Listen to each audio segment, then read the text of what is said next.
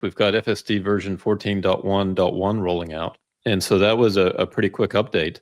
We've got FSD supervised 14.1.1. And then JC is saying the fact that this update is rolling out literally only 4 days after the initial launch is a testament to just how hard Omar and the others have been working day and night. So I appreciate that from the test drivers, but also it's a testament to how much work Tesla is doing behind the scenes. It's a good group. It's a really Tesla's approach to. I mean, you have millions of cars that are running software today of all different hardware types, and you have this small early tester population which does do a very good job. These releases are coming out at midnight, 2 in the morning. They're jumping in their cars and they're testing overnight. They're foregoing their sleep, and their cars are generating a bunch of data. They're generating videos that have useful feedback. I'm sure that they're in DM conversations providing feedback as well, and they should be this group of people should be commended because they're doing a really useful thing. 14.1 FSD 14 looks like to me that it's starting to close the loop now of all the major use cases needed to be a standalone robotaxi. This identification and action now with emergency vehicles, this ability to pick your desired approach to your end location of, are you parking, are you pulling up to a curb, and of course it looks like the behavior is continuing to improve. I've said this, that anytime there's a major new release and there's a new model that's used, I'm sure some of the things that have been smoothed out over the last 6 to 8 months may become unsmooth for a bit, but Tesla that's what these small point releases are for, to go find those issues and fix them. So I know there's a little bit of stuttering in some of that some people are seeing. So, but those are the smaller things. To me, the bigger things are closing these use cases, because now that you have the functionality in the software, now it's just about bug reduction and solving those final bugs. And now these things are here. They're legit. They're real. And it looks like there's a big convergence for Cybertruck coming as well. So I view this is really meeting my expectations for V14 in terms of it closing off these use cases that are necessary for it to be. If your thesis about this company is that they're going to have this standalone, this new channel of selling vehicles, they have build to order, they have build at small levels of inventory, as you and I have talked about, and now there's this new channel of building to a robotaxi fleet, and now these standalone fleets are out there, these vehicles are out there, and they generate so much more income. If that's your theory in the company, what you just saw was a software release that came out that closed and added the use cases required to get there. Yeah, no, good point. And we've got some really wonderful examples here to go through and highlight some of this. So this is nighttime drive, FSD, and I've just muted the volume here. And this is obviously sped up, but we'll see in a minute here as the driver rounds the corner. And again, this is a faster speed than the car is actually traveling. But we'll see here as it turns this corner, out of nowhere, that pedestrian is dressed in some dark gray there, kind of jumps out and the car stops. The driver indicated that they didn't see the pedestrian. And of course, with us driving FSD in the past, that certainly happened to us before. But this is pretty impressive in the dark of night. Yeah. FSD for me, Cern, is multiple times. I'm always covering the brake and I always have a hand near the wheel or the yoke, but FSD multiple times has seen something before I've seen it, where I think I may have stopped in time, but it's just nice to know that it's seeing it before I see it, and it's reacting, it's slowing down, it's swerving. I love how it swerves around bikers and people walking alongside the road. It'd be easy for it to get, close to them and say, oh, I'm a computer, I'll be able to react, but it's actually putting in the right safety offsets for that. So I'm really pleased with how it's operating from a safety perspective. This is another pretty amazing one, Jeff. This is another car here is in front and intentionally so, and this other car backs up, and FSD makes space for that vehicle and it backs up as well. That other car moves forward and FSD moves forward, right? As it's trying to get out of this road. that car in front backs up again. And FSD goes into reverse.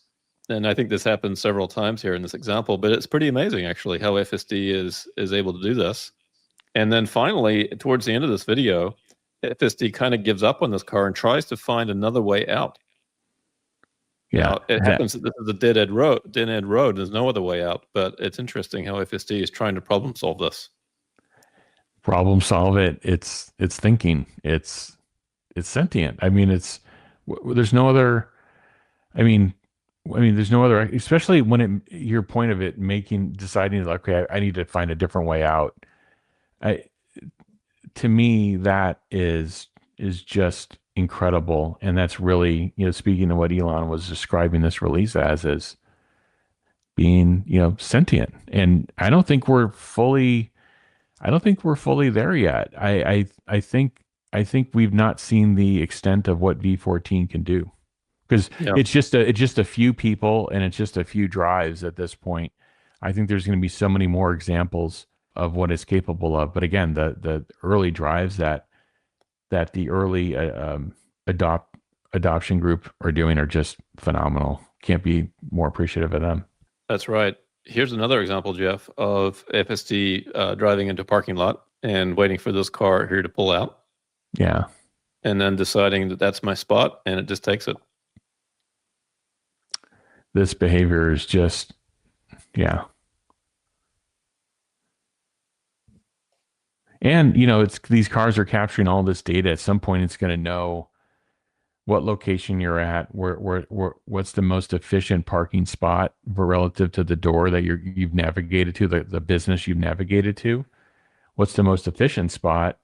And it's going to start, keeping all that in mind too. So it's perfectly, centering these things in the parking space. It's just, this goes back to one of Elon's tenet, which is all input is error. And how do you remove input? Yeah, just going to bring this back here. This is from Zach. So he's done 7 drives with FSD 14.1.1. And he says, here's some of his comments. He says, everything version 14.1 did and more. Exactly the same great performance as expected, but better. He says, all my drives were zero intervention around Los Angeles tonight. Did really well in parking garages, and we have a video of that coming up. He says it circles until it finds a spot and backs right in. Did a few loops in and out of the mall garage, and it was fantastic. He says it has the added benefit of some better lane discipline on highway and lack of brake stutter, which some reported. He says didn't see any tonight at all. I didn't see too much on the previous build, but it was there. And then he says it had a sentient moment where it saw a group of 100 plus cyclists taking over a street, and without even hesitating, it took a different way. That's pretty amazing. Yeah. He says it's exactly what a human would want to do if there was 100 cyclists in your pathway, and you knew that they were going to continue to block your way for potentially a period of time. Yeah. Now, I mean, some of these things you're going to be, you have this software in your vehicle. All of us are going to have it, and some things you're going to be like, okay, this is some of the things may be by chance, but some of the things may be. I would say most things are going to be legit. This thing is acting sentient. You have a supercomputer, and you have a redundant supercomputer in your vehicle, and you've got we know the largest training model and the largest number of, at Cortex, and you've got the most number of parameters being run in terms of real-time compute in any vehicle out there. So you have you own a Tesla, you own any Tesla that is built, after, whatever time period, even hardware 3 and hardware 4, you've got a supercomputer in your vehicle. So I'm going to be very interested to see this release go wide. And I'm going to be very interested to see if Tesla adds any more features throughout the V14 cycle. This is a lot, what they've added already. Yeah, it's pretty amazing. And just to highlight here again, some final thoughts from Zach. He says, this build and V14.1 are awesome at merges, really noticeably improved, and drives like a human, and even drives better than most. He says V14.1 was great, but V14.1.1 adds the polish it needed to make it smoother around the edges. He said really solid performance tonight. He is really good at lane discipline on highway and hurry mode. It does not camp in the left lane and makes really good lane choices, plus the selection to get around people. When nobody is around, it likes to be in the number 2 lane, which is the proper way to do it. And then finally, he says, I love how it moves close to the ticket machine in garages. Really nice touch. And it pulls up to the perfect spot where you can reach and grab the ticket. We'll test drive some drive-throughs and other scenarios tomorrow. So Jeff, here's an example of that. So if we just start at the beginning, he's inside a garage. And you can see it pulls up to the ticket booth and lets him out. It all happens very quickly in this video, but it's pulling up to this ticket booth, and the car moves a little bit closer to it, so he can reach out and grab the ticket.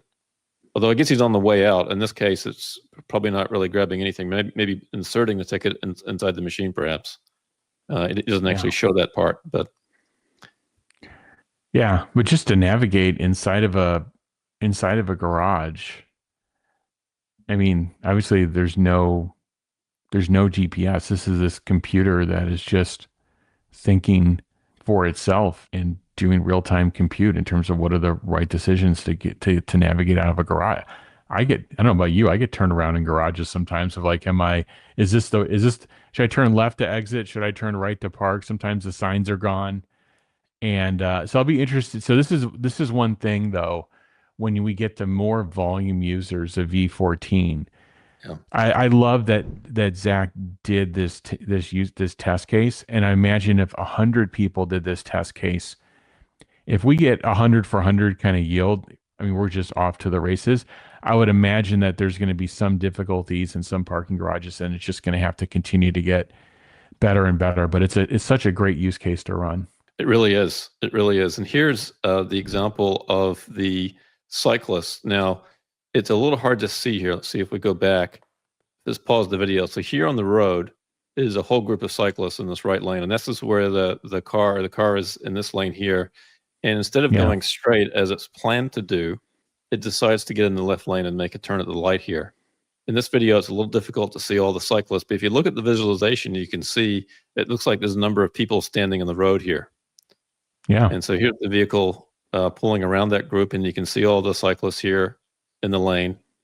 Lets them go with the green light. So normally the vehicle would have just gone straight through there, and it decides to take this left lane and wait at this red light for an opportunity now to take some side streets. Yeah. This is, you remember when the first time you used Google Maps and it started rerouting for traffic, you're like, wow, this is pretty special.